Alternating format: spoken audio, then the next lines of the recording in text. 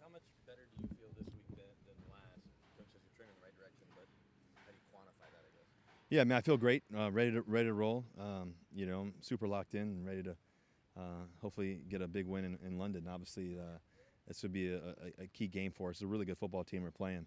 I think both of our records don't necessarily represent who we are, and so I think that there's going to be a lot of great football. It'd be cool to play back in London again. I remember the last time I got to play here, it was pretty special. So, the environment is amazing. It's world class. So. I'm excited to get rolling. We had a good practice today. Guys have been focused. We had a great team dinner last night. Guys are really bonding and connecting. So we're ready to rock. Could you play with any limitations? Say again? Could you play right now without any limitations? Or Yeah, I feel great. I'm ready.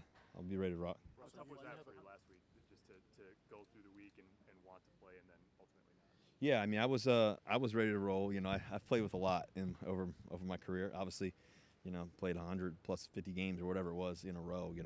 Until this dang finger I had. But I think that anytime you're not out there, I take it serious. I always want to be out in the field. They almost hit me there. I'm almost not in the field because of this.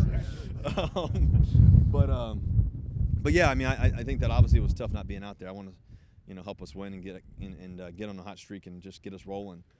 We have this team that can do that, and so but I think that how the guys play, how Brett played. He played his butt off. Unfortunately, it didn't work out the way we wanted it to, but thought everybody just babbled.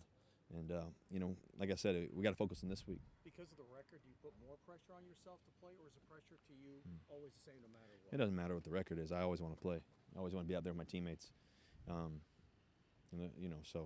that didn't have a factor in it necessarily. I love being out there and playing with the guys. Are you aware of kind of some of the heat that's coming on Coach Hackett, especially nationally? And did you talk to him about that in terms of turning this thing around, him being in his first year and getting a lot of criticism? Listen, are you aware just because of how the world works? But I think that more than anything else, I've been trying to just stay focused on our team and focus on us getting better as a collective group and not worrying about the outside noise. Because the thing is that we can control the outside noise by how we play, and that's for everybody. That's started with me. It's starting with everybody across the team, to our coaches, to everybody. We're all in it. It's this thing together.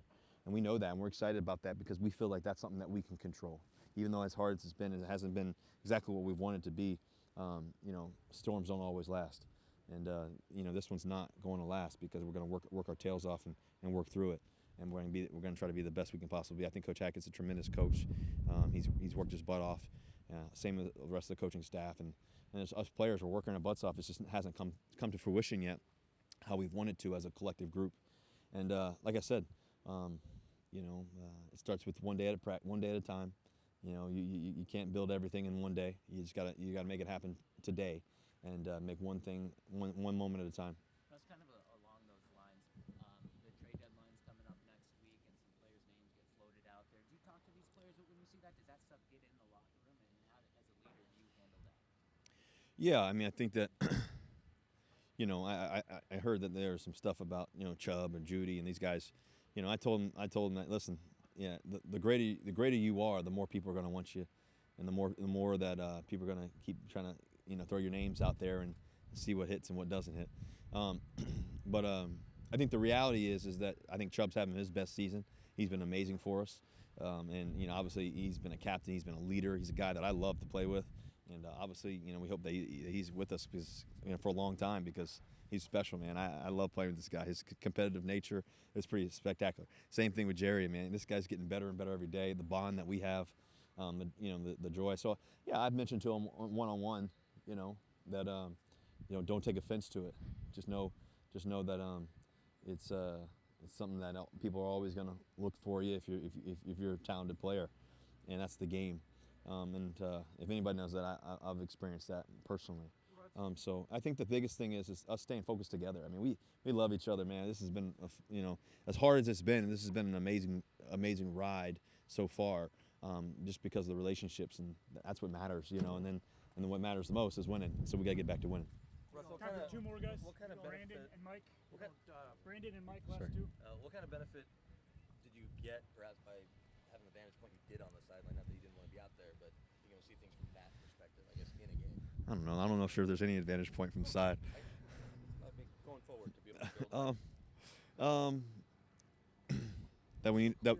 I mean, I think it's easy to be on the sideline and everything else to just see everything, but you know, you want to be out in the field. I mean, why I'm always working my butt off to be out there. So, you know, I'm excited, obviously, to get back out there with my teammates. You don't sleep much. Mm-hmm. How was the jet lag for you, and when did you get some sleep on this trip? I don't really get jet lag too often. You know, I don't really. You know, I've traveled enough to get, you know, kind of get my system down. But yeah, for me, I was on the plane. First 2 hours, I was first 2 hours, about 8 hours flight here. As the first 2 hours, I was watching the film, watching all the cut-ups and everything else.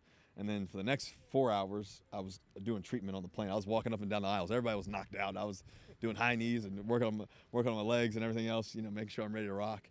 So that was good. And then the last 2 hours, the last hour of that, I fell asleep for 1 hour, and I watched the film the rest. So I felt good to go once we got back. And then we had, you know, coaches did a great job. Coach Landau and on the whole coaching staff, they had us do a little movement. So we got here, did a little movement. I did my pool workout, did all that, and then I don't know, maybe rested for about 2-3 hours once I got home, and I feel great. Is that the first time you've done treatment on a plane, or you do it?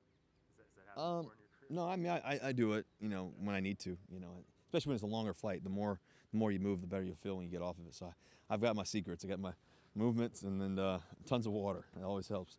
I appreciate you guys. Let's go Broncos. Let's ride. I'll see you guys.